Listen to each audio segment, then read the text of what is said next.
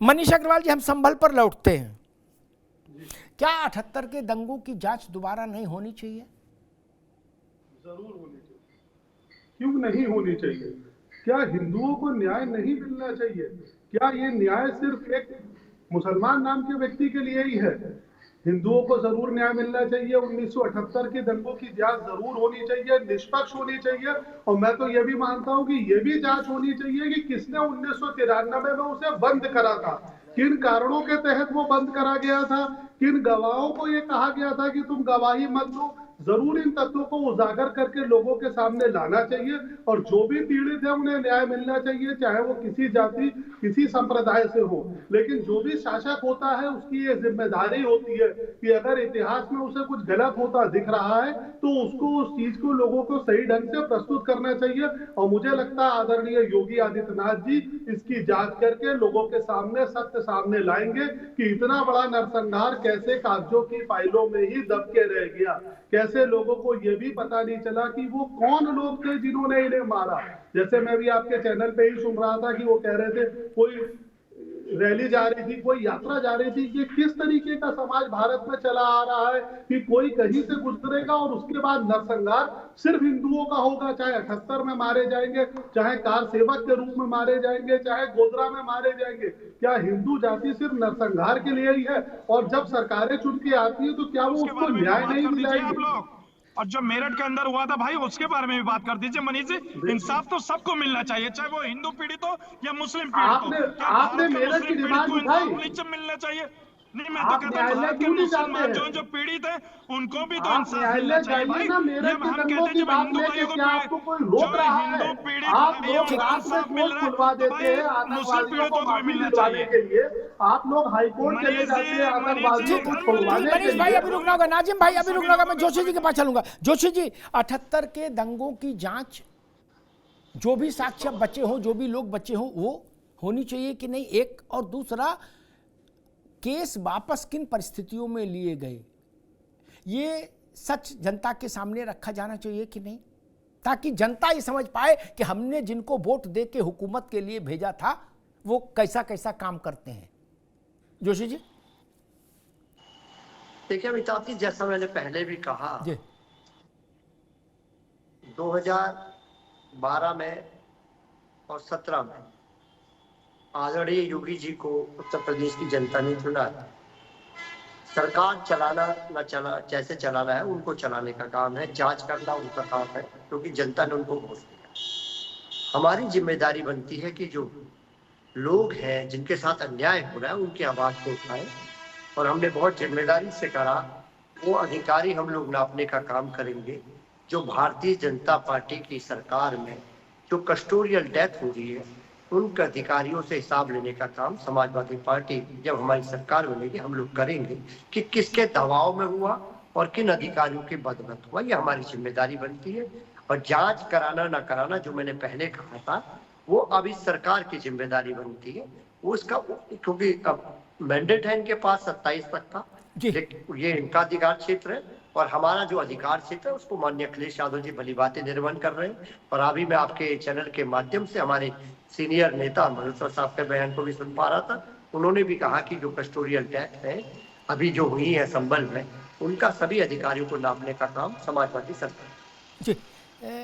नपना एक रहे तो बेहतर है। कस्टोडियल डेथ एक काम कर लें, 1947 से अब तक की गिनती करा लें जोशी जी। नहीं, किस किस चौकी थाने जेल में कब कौन कहाँ मरा और सबकी इकट्ठी जांच हो जाए। नहीं, काहे को संभल में एक की 184 मारे गए, उस पर चिंता नहीं है।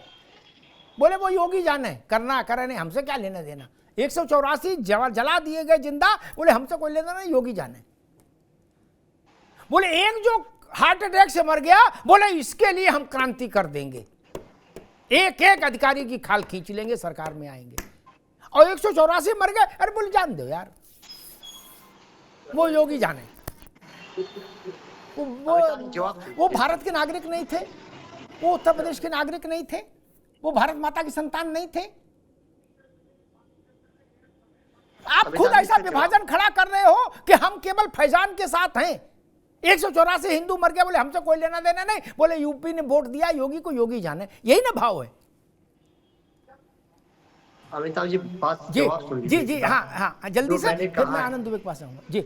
मैंने कहा अब ये या तो फिर सरकार बदल दीजिए, फिर हम लोग तय कर लेंगे। सरकार बदल दीजिए, योगी जी से इस्तीफा दे रहे, माननीय अखिलेश यादव जी तय कर लेंगे। अभी कौन तय करेगा, मैं और आप?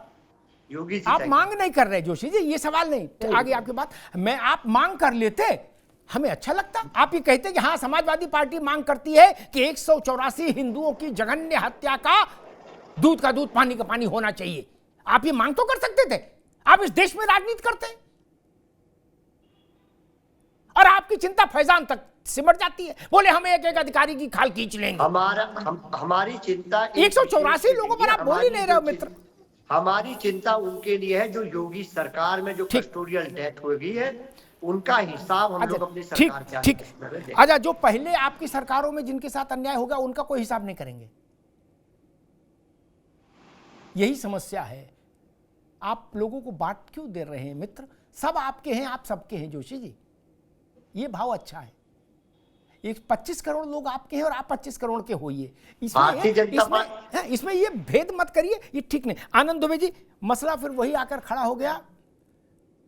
अब पूरे प्रदेश को नहीं, देश को इस बात का इंतजार रहेगा कि संभल के नरसंहार से पर्दा हटता है कि नहीं, या चीजें गोल गोल घूमती रहेंगी।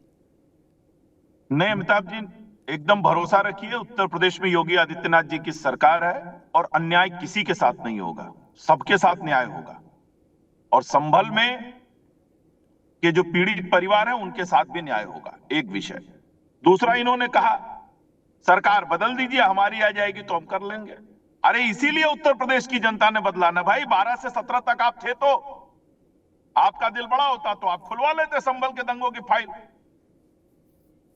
आपने तो प्रतापगढ़ में डीएसपी जियाउल हक की हत्या जिसने की, जो उसमें आरोपी है गुलशन यादव, उसको टिकट दे दिया। प्रतापगढ़ का हिंसा तो याद होगी अमिताभ जी आपको, जिसमें डीएसपी जियाउल हक मारे गए थे और गुलशन यादव उसमें आरोपी थे। उनको टिकट देके विधानसभा चुनाव लड़वाया। ये तो समाजवादी पार्टी का चरित्र है।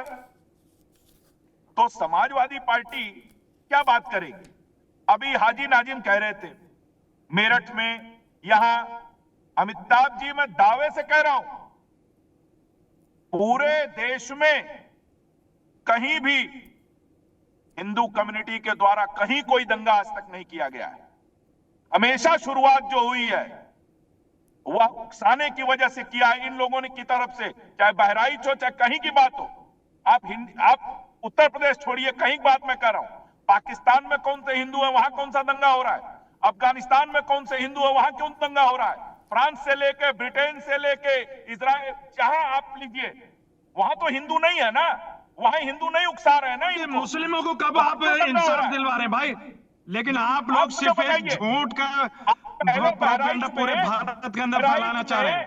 बहराइच में आप पथराव करेंगे मूर्तियों पर, बहराइच में आप मूर्ति पर पथराव करेंगे। आप ही के नेता ने एफआईआर दर्ज करवाया भाई, आप ही के नेता ने कहा है कि ये प्रोजेक्ट अरे सुन तो लीजिए, आप ही की तरफ से आप ही के नेता कह रहे हैं कि हाँ ये एक तरफ से पूरा सुनिश्चित करवा के ये दंगा करवाया गया। भाई आप अपने नेता की बात नहीं माने। आनंद जी एक बात सुन लीजिए, मैं तो कहता हूँ कि भाई भारत के मुसलमानों को आप लोग कब इंसाफ दिलवा रहे हैं भाई?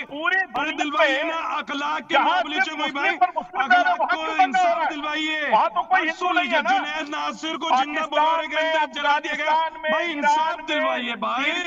तबरेज अंसारी को चोरी के इल्जाम में मार दिया गया, इंसाफ दिलवाइए।